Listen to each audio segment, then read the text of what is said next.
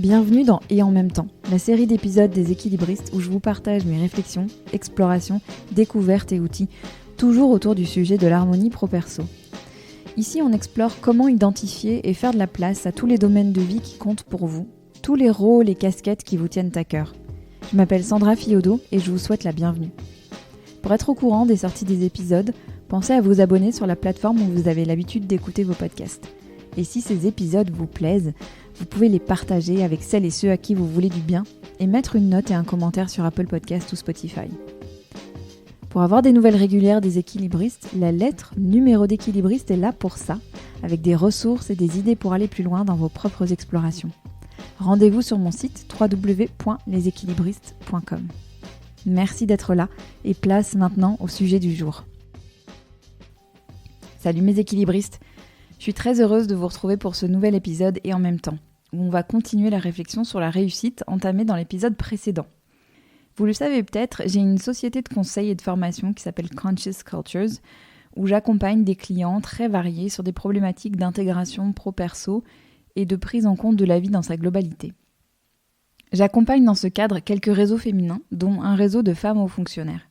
Et j'ai animé pour elles des ateliers mensuels cette année sur des thématiques comme l'assertivité, le leadership authentique, les saboteurs, l'intelligence émotionnelle dans le management. J'adore ces moments privilégiés avec elles, où elles ont la possibilité de se livrer et de trouver un écho, un miroir et du soutien auprès d'autres femmes. Et je dis elles parce que dans ce cadre-ci, il s'agit de femmes, mais ces ateliers, je les anime aussi pour le compte d'entreprises. Et rien ne me donne plus l'impression de contribuer à l'évolution des entreprises que d'ouvrir ce genre de discussion avec des femmes et des hommes, parce que ce sont des sujets d'humains. Je referme la parenthèse là-dessus pour vous parler dans cet épisode d'un événement qui a eu lieu il y a quelques semaines avec ce fameux réseau, une journée dédiée à la réussite professionnelle au féminin, qui réunissait une quarantaine de femmes hauts fonctionnaires de toute la région. Et la journée s'est ouverte par une table ronde que j'animais sur le thème « Ouvrir les possibles, elles ont tracé leur voie ». L'idée étant de mettre en lumière des femmes au parcours riche et d'identifier ce qui avait façonné ce parcours, leurs choix, les opportunités, les rencontres. J'avais prévu de vous faire un post sur le sujet, un post pour les réseaux, de vous en parler dans la newsletter, mais ça ne me suffisait pas en fait. Il y avait trop de choses à vous dire. Donc je vais vous livrer ici quelques-unes des grandes idées issues de nos échanges qui ont particulièrement résonné pour moi. Et comme d'habitude, ce que je partage ici, c'est surtout un prétexte à échanger entre vous, entre nous, et puis j'ai envie de dire avant tout avec vous-même. Alors c'est parti pour ces 5 grandes idées. La première question, c'était sur la question de la réussite professionnelle au féminin.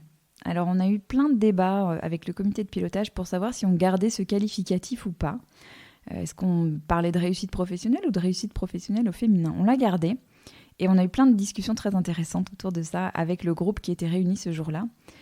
La plupart partageant le fait qu'elles n'étaient pas à l'aise avec ce qualificatif, qu'elles en avaient un peu marre qu'on leur renvoie sans arrêt le fait qu'elles étaient femmes. Ça leur donnait l'impression d'être victimisées ou d'être une catégorie à part. Alors, quand bien même elles avaient bien souvent été la seule femme ou la première femme, elles en avaient marre qu'on précise « femme ». Elles étaient bien d'accord pour dire qu'il y avait des spécificités aux carrières des femmes. Spontanément, elles ont évoqué la grossesse, le fait d'avoir des enfants, ou même, si on ne veut pas d'enfants, la présomption ou la peur de grossesse qui pèse sur les femmes, bien sûr, mais aussi les remarques sexistes, quel que soit le niveau de poste, le fait pour certaines d'avoir été prises pour la secrétaire à un moment ou à un autre, etc. Mais ces expériences liées au fait d'être femme ne les empêchaient pas d'avoir envie d'être considérées finalement comme les hommes, enfin de pas toujours avoir ce qualificatif au féminin ou la première femme. Elles en avaient assez marre que les journalistes en particulier leur demandent alors ça fait quoi d'être une femme à ce poste, ça fait quoi d'être la première femme là. Voilà, elles avaient envie d'être traitées comme les autres. Donc ça c'était la première question et je vous invite à vous aussi vous poser la question de ça, de réussite professionnelle ou réussite professionnelle au féminin, comment vous la qualifieriez la vôtre ? La deuxième grande idée que j'ai trouvée très intéressante dans cette journée, c'était que la journée avait beau s'appeler réussite professionnelle, et je les ai interrogées sur cette réussite professionnelle, spontanément, elles ont toutes ouvert le sujet, c'est-à-dire elles ont abordé le sujet avec une vision très ouverte de la notion de réussite, que je qualifierais de saine. Alors il y a un peu du jugement là-dedans, c'est vrai, mais il y a cette idée d'une vision panoramique de la notion de réussite. Elles m'ont spontanément toutes parlé de ce qu'il y avait en dehors du domaine professionnel. C'est particulièrement fort pour ce type de poste parce que quand on est haut fonctionnaire, la mobilité géographique fait partie des données de base, d'entrée de leur poste. Donc, il n'y a pas de professionnel sans prise en compte du personnel pour elles, parce qu'elles m'ont tout de suite parlé des enfants, des conjoints qui ont suivi les mutations, des ajustements que ça a demandé, des difficultés parfois que ça pose, de la grande disponibilité aussi qui leur est demandée, donc des anniversaires d'enfants ratés, du fait que c'est pas toujours simple. Elles ont toutes été d'accord aussi sur le fait que si elles n'étaient pas bien dans leur basket à la maison, elles ne pouvaient pas l'être au travail. C'est une observation dans laquelle je pense que tout le monde peut se reconnaître. Et en lien avec ça, j'avais envie de... Je vous avais partagé cette vidéo de Sista qui s'était amusée à prendre une journaliste femme et à interroger des grands patrons du CAC 40 de la même manière qu'on interroge des femmes. Et notamment avec des questions sur leur vie personnelle. Et j'ai toujours cette conviction que ces questions-là, elles sont importantes. Et qu'il ne faut pas dire, oh là là, on ne les pose qu'aux femmes, il faut dire, oui, on devrait les poser aux hommes, en fait. Ça devrait être normal parce que tout est une question de choix, d'arbitrage, et le personnel rentre dans ces arbitrages. Je fais une petite parenthèse ici sur la notion même de réussite, parce que quand on parlait de cette réussite panoramique ou globale, il y en a beaucoup, à la fois les femmes de la table ronde, mais aussi les participantes de la journée qui exprimaient une gêne avec ce mot de réussite, qui préféraient parler d'épanouissement. Toujours dans cette idée qu'on n'est pas là pour évaluer quelque chose par rapport à une espèce d'échelle croîtrée vers le ciel sans aucun stop, mais plutôt dans quelque chose de large et d'englobant. Donc je trouvais intéressant aussi de remplacer ce terme de réussite par une notion plus proche de l'épanouissement, de l'investissement aussi, l'investissement dans ces domaines-là. Alors ma question pour vous à ce stade-là, c'est « Et vous, qu'est-ce qu'il y a dans votre vision de votre propre réussite ?» Quand on vous parle de réussite professionnelle, qu'est-ce qui vous vient à l'esprit ? Et quand on vous parle de réussite tout court, qu'est-ce qui vous vient à l'esprit ?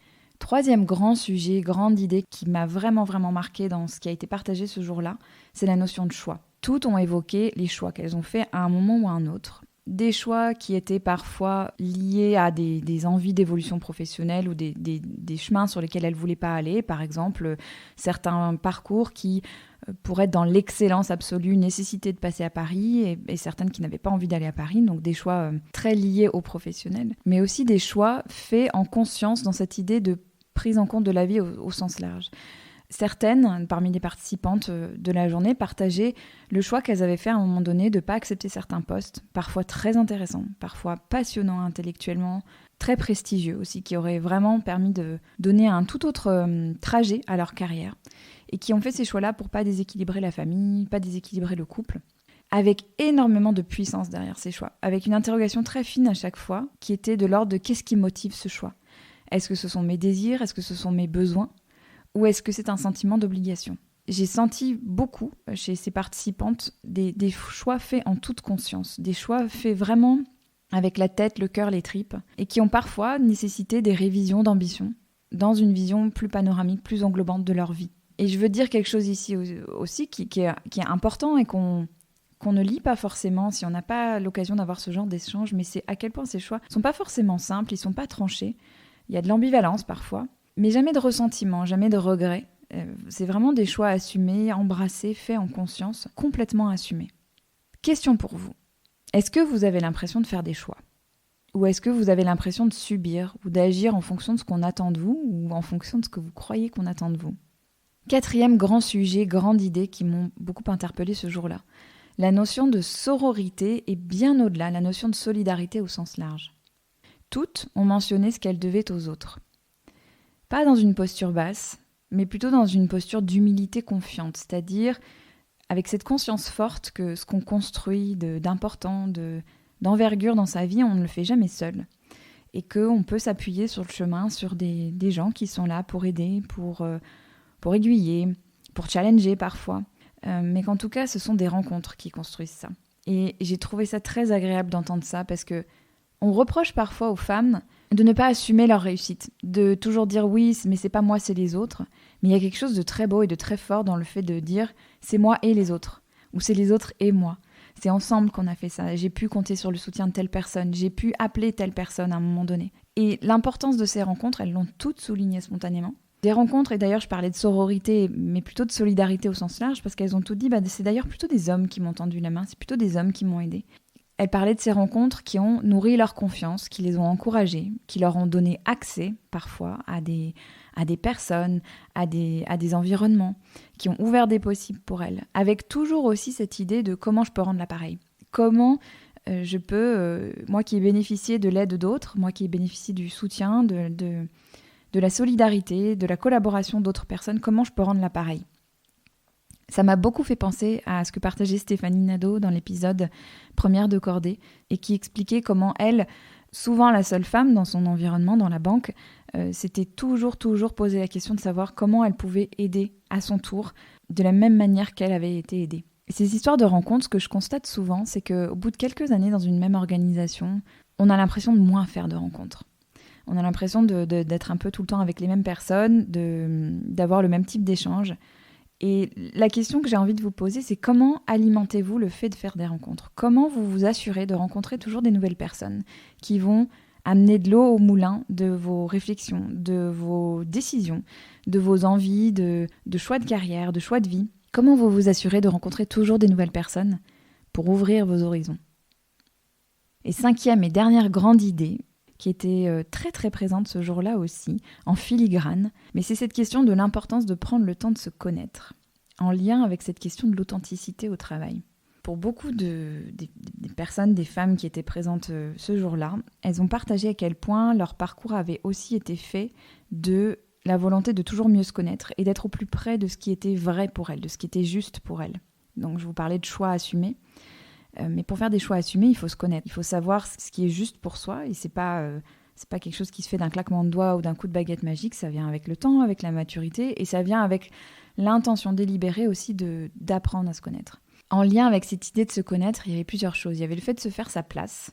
Beaucoup ont partagé le fait qu'il fallait se la faire, sa place, que personne ne l'a créée à votre place. Mais donc, comment est-ce qu'on se la fait, sa place, de manière à ce qu'elle soit en cohérence, de manière à ce qu'elle soit au plus proche de celle que l'on est et de celle qu'on a envie d'être au travail, pour ne pas être en posture de s'excuser, ne pas s'excuser d'être un individu qui a une vie à côté, d'avoir une certaine personnalité, de s'habiller d'une certaine manière, etc. Et j'ai pas mal de clientes en coaching qui me disent se faire coacher parce que ça leur offre elles s'offrent comme ça du temps. Elles sacralisent du temps pour se connaître, pour explorer leurs choix, pour explorer leurs désirs, pour explorer leurs moteurs, leurs freins aussi, et élever finalement leur niveau de conscience d'elles-mêmes pour être toujours plus juste. C'est pas forcément aller plus haut, aller plus loin, aller plus vite, c'est être plus juste. Et donc, faire des choix qui correspondent à ce dont on a besoin, ce dont on a envie à un moment donné, et avoir la grande liberté de pouvoir faire d'autres choix à d'autres moments parce que c'est juste à ce moment-là. Alors, question pour vous, comment est-ce que vous cultivez le fait de vous connaître toujours mieux ? Si on devait résumer en une phrase ces apports si riches de cette journée avec ces femmes fantastiques autour de la notion de la réussite professionnelle, on peut dire que la réussite professionnelle, c'est se sentir libre de choisir et d'avoir conscience des impacts. C'est assumer ses choix sans culpabilité. Je sais que cette journée a créé des débats au-delà de ceux qu'on a eus entre nous, entre participantes et entre intervenantes. Et j'espère que ces quelques idées partagées ouvriront chez vous aussi des prises de conscience et des réflexions. N'hésitez pas à venir les partager sur Instagram et sur LinkedIn. Je vais poster autour de cet épisode sur ces 2 réseaux-là. N'hésitez pas à m'écrire aussi, j'aime toujours vous lire et je vous réponds. Sandra@conscious, conscious culture au pluriel.com. Et si vous avez envie d'explorer votre propre vision de la réussite dans le cadre d'un petit groupe bienveillant, retrouvez-nous en ligne sur Zoom le 29 novembre de midi à 14h. Je vais y donner l'atelier que j'ai fait pour ces femmes hauts fonctionnaires qui a très bien marché. Une exploration créative de la notion de réussite pour vous amener à ouvrir vos horizons, à envisager les choses de manière un peu plus panoramique et de manière un peu plus créative et juste pour vous. Pour vous inscrire, rendez-vous sur mon site www.leséquilibristes.com ou dans la description de cet épisode sur votre plateforme d'écoute. Je vous dis à très bientôt.